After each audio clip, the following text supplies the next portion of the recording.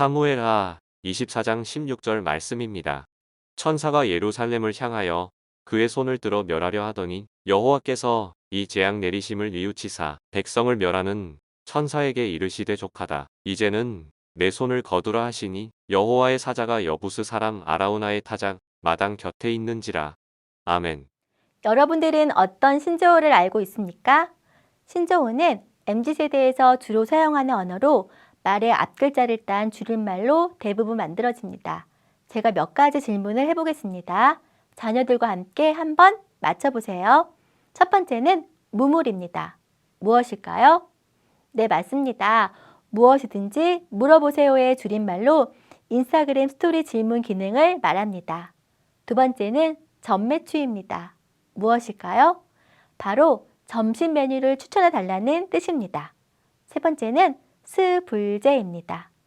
이것은 스스로 불러온 재앙, 본인의 행동으로 인해 안 좋은 결과가 발생했을 때 쓰이는 말입니다. 오늘 본문의 주인공인 다윗과 이스라엘 백성들에게 큰 징계가 닥칩니다. 스불제처럼 스스로 불러온 재앙으로 보이지만 그 안에는 놀라운 하나님의 역사가 담겨져 있습니다. 사무엘하는 다윗 왕의 이야기를 담고 있습니다. 다윗은 젊은 시절 목동이었을 때부터, 아니 그 전부터 하나님을 사랑하고 하나님만 신뢰하는 사람이었습니다. 사울의 기름 부음과 사울 왕의 위협에도 압살롬의 반역에도 이방 국가들의 침략에도 불구하고 다윗의 성은 더욱 견고하여지며 든든하게 세워지는 왕궁이었습니다. 이러한 다윗의 삶의 마지막은 당연히 타의 추종을 받을 만한 존경스러운 모습이 되어야 하지만 오늘 본문에서 살펴보면 하나님의 징계가 있음을 발견할 수 있습니다. 그러면 그 이유는 무엇일까요? 무엇이 견고했던 다윗을 무너뜨리게 했을까요? 그것은 바로 교만함입니다. 사람이 힘들고 약할 때 위험할까요? 아니면 잘 나가고 성공할 때 위험할까요? 바로 잘 나갈 때, 즉 권력이 자신의 손에 있을 때 위험할 수 있습니다. 왜냐하면 사람의 손에 힘이 있을 때는 그것을 사용하며 과시하고 싶은 충동이 생기게 됩니다. 다윗은 오히려 사울 왕을 피한 광야 생활에서 하나님과의 관계는 밀착 그 자체였습니다. 하지만 권력의 축이 다윗에게로 이동하여 견고해졌을 때 스스로의 공로주의 유혹을 못 넘기고 교만이라는 죄를 짓게 됩니다. 노년인 인생의 정리 시점에서 유혹이 들어온 것입니다. 1절에서 보면 다윗을 격동시켰다는 표현은 죄의 결과가 하나님이 주신 것이 아니라 하나님이 허용했다는 의미로 이미 다윗의 마음속에 유혹의 덫이 들어온 것을 말합니다.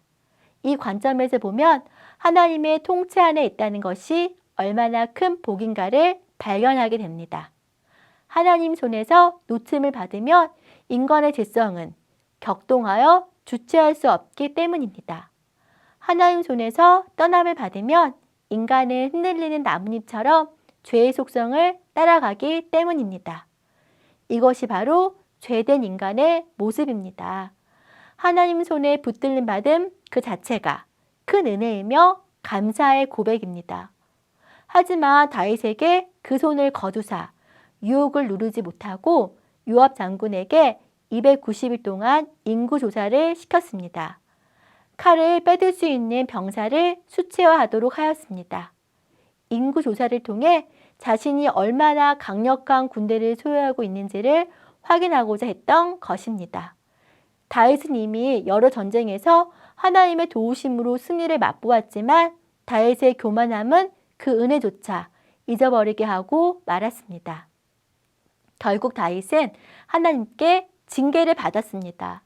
이스라엘 전국에 3일간의 끔찍한 전염병이 내려졌고 그로 인해 무려 7만 명이 목숨을 잃게 된 것입니다. 하나님 손에 붙들림 받아야 죄를 멀리할 수 있음을 기억하며 날마다 하나님 안에서 살아가는 삶, 특히 힘을 가졌을 때 더욱 조심하여 교만하지 않는 충현의 모든 가족이 되시길 바랍니다. 오늘 본문은 다윗의 인구조사 사건을 통해 교만뿐만 아니라 그것을 넘어 서두에서 말했듯이 놀라운 하나님의 역사를 말해주고 있습니다. 바로 하나님의 언약 성취입니다. 그것은 다윗 인생은 하나님의 재앙과 징계로 끝나는 것이 아니라 하나님의 언약으로 맞춰지게 됩니다. 하나님은 다윗에게 모든 원수를 멸하겠다. 너희 후손으로 성전을 건축하고 그 나라를 영원히 경고하게 하겠다. 라는 약속을 하셨습니다. 하지만 결국 다윗을 회개하게 하시고 아라우나의 타작마당으로 발걸음을 인도하게 하신 것입니다. 다윗의 후손으로 하여금 내 이름을 위한 집, 곧 성전을 건축하게 하시겠다 하신 언약의 터가 되는 아라우나 타작마당을 구입하게 하셨습니다. 우리 하나님은 이처럼 한번 약속하시면 그 어떠한 인간의 방해와 실수에도 불구하고 당신의 일을 행하시고 약속을 성취해 가십니다. 다윗을 회개하게 하시고 돌이키게 하셔서 성전의 터도 구입하게 하여 훗날 솔로몬으로 하여금 그 터에 성전까지 짓게 하셨습니다. 이는 예수님을 통해 언약을 성취하시며 우리 주님 다시 오시는 그날 완전하고 영원한 승리를 맛보게 됨을 말해주고 있습니다. 이것이 바로 저와 여러분에게까지 이어지는 언약의 유효성입니다. 여전히 유효한 언약의 성취를 반드시 이루실 그날을 기대하고 소망하며 주어진 오늘을 기쁨으로 살아가시길 바랍니다.